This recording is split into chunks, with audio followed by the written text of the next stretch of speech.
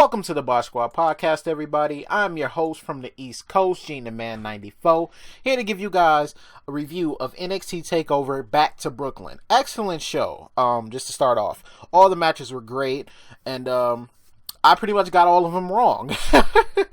But no, nonetheless, it was still a great show, and I enjoyed every second of it. So yeah, let's get right into it. But before I do, please slap a like on the video. It helps the channel out a whole lot, and I do appreciate it myself. So, the first match we had was No Way Jose versus Austin Aries.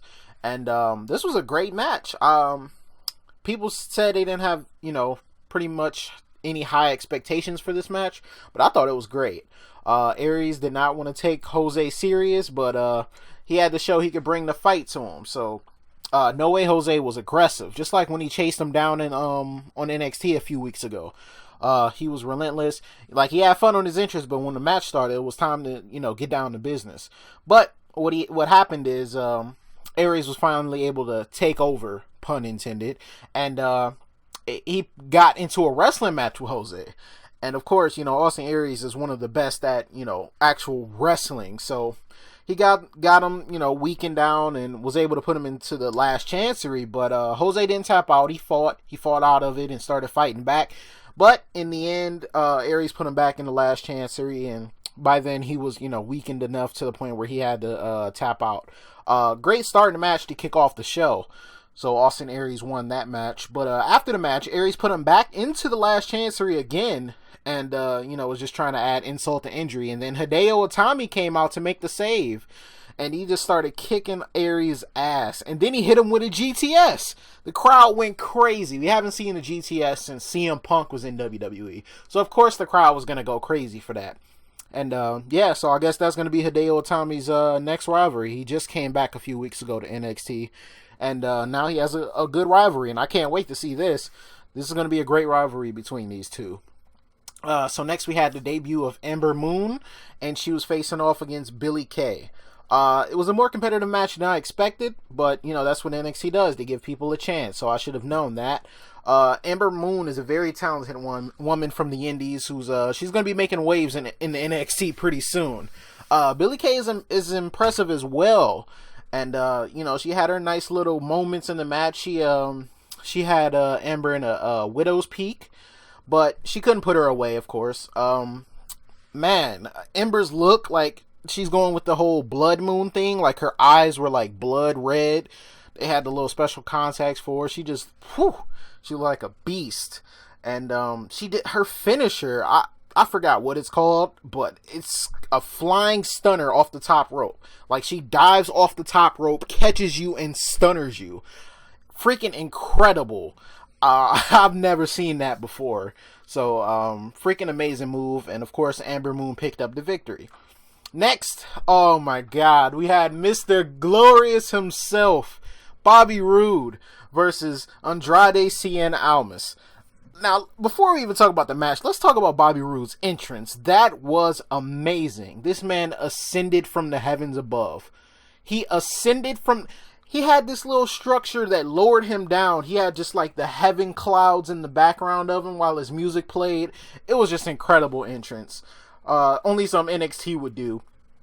Man, but the crowd was with him since that entrance happened. And man, it just seemed like they hated Almas. They didn't give a fuck about him. They was just more worried about Bobby Roode. And Roode is a heel. So...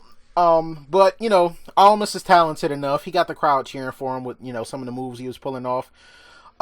He did like a diving corkscrew out the ring and landed on his feet at that. And then when Bobby Roode got back in the ring, he hit a diving corkscrew crossbody.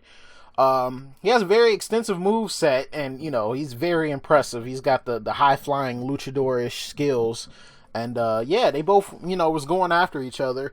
But Roode eventually got him with the Glorious Bomb and was able to pick up the victory. But the match was still good in itself. Almas didn't let the crowd get to him, even though they weren't cheering for him. He still, did what he was supposed to do to get them back on his side. And, yeah, Bobby Roode came away with the victory here. Next match. The match of the night for me. Johnny Gargano and Tomasso Ciampa versus the Revival for the NXT Tag Team Championships. Oh my goodness, this was a great tag team match. Both teams were able to showcase their skills and show what they can do. And the Revival proved in this match why they are a dominant tag team and why they aren't just talk. They said they don't just talk. They talk big, but they go out there and prove it. And that's exactly what they did. Their greatness is shown again. They were trying to neutralize the strong points of Gargano and Ciampa. And but then, Gargano and Ciampa started getting that momentum and started showing off that they can beat the tag team champions again, just like they did in the Dusty Rhodes Classic. And their chemistry was incredible in this match. They were just on point with all the double team moves they did and pretty much, just everything they were doing. But the Revival, they like picking their opponents apart, and that's exactly what they went back to. They got back to what they do best. They were stopping them from tagging, killing their hot tags. They were working on Ciampa and pretty much neutralizing him to one side of the ring so he couldn't get to Gargano.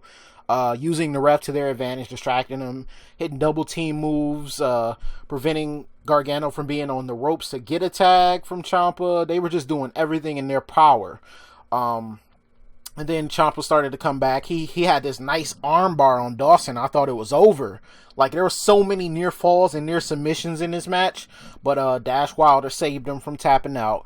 And they did another double team move. Or they tried to. But then Gargano speared one of them. I can't remember who he speared. But he speared one of them. They got the 2 count. I was just like, oh my god, I thought it was over there. The match was just incredible, though. They countered the Shatter Machine and hit a double super kick to pick up the win, except Dash Wilder's foot was on the ropes and the ref had to wave it off. After that, I knew it was going to be over. They super kicked Dawson, somehow, double teamed up on Gargano, and they took out his knee, and then they put him in one of these submission moves, and he just had to tap out. He couldn't really do much after that. But it was a great match. The crowd was behind them the whole match. They got to showcase, what they're able to do. They're, new talent coming into NXT, so it was great that they were able to be in that match and have the crowd on their side. The crowd was chanting for him. It was reminiscent of that Sami Zayn Nakamura match, how the crowd was just chanting and loved every second of it and just appreciated a good wrestling match. So that was great to see, and still my match of the night. Nothing to take away from Gargano and Ciampa, even though they lost, but the Revival are just that good. And I put them in my NXT underrated talents and teams for a reason. These guys are the real deal, and they're great. Next, we have the NXT Women's Championship, Bayley versus Asuka. Asuka was in control for this match, same way she was at NXT Takeover. I think it was either Respect or Dallas. I forget which one. But Bayley was out to prove that she can beat Asuka and reclaim her title at the same takeover spot where she won it the first time in Brooklyn. So, they went back and forth, but Bayley was not going to give up. She started going crazy. Like, once Asuka started hitting her head on the top rope, like, Bayley started fighting back. She started getting this energy. She started going crazy. Like, she was telling Asuka to hit her in the face and kick her harder. Just like she wanted Asuka to throw everything she had at Bayley. Because Bayley wasn't just going to let the normal stuff get to her. She wasn't afraid of the normal stuff. Asuka had to do even more. She got her into the Asuka lock. Bayley got out of it and was able to hit the Bayley to belly. Almost picked up the victory there. But then Asuka put her back in the Asuka lock. She got out of that again and then slapped her, and then Asuka just snapped after that. She kicked her in the face, and that was just it. Bayley was done after that. But it was a great showing from Bayley. Maybe her last little bit in NXT. I thought they were going to keep her down there a lot longer, but it seems as if she's going to be moving to the main roster pretty soon, because they did the thank you Bayley chant at the end of the match, and normally when they do that, they pretty much know that her run in NXT is coming to an end. But we'll see. But yeah, Asuka is just impressive. She kills people, and she just showed why she should be the NXT Women's Champion. And yeah, it was a good match though.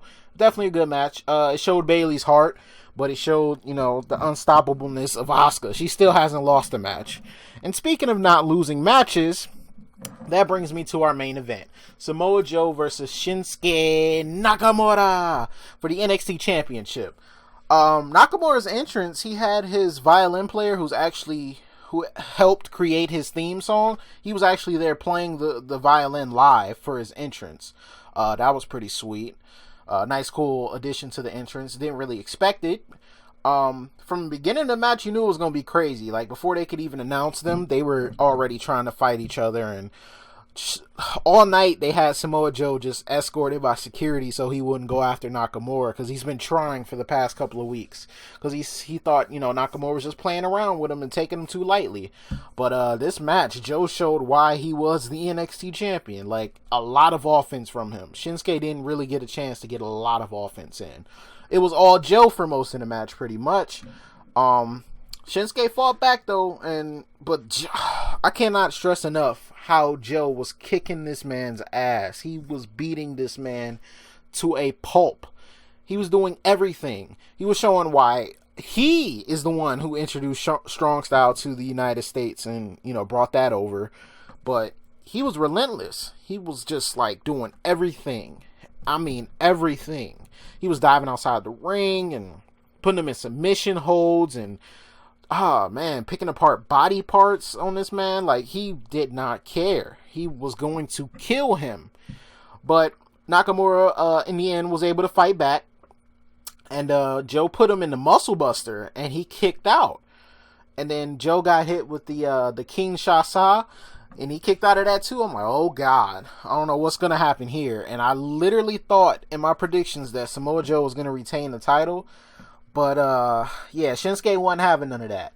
He built up some momentum and hit him with a aggressive King Shasa to pick up the victory. And you have a new NXT champion. Now, let me go back to that King Shasa for a minute, because it looked like he broke his jaw.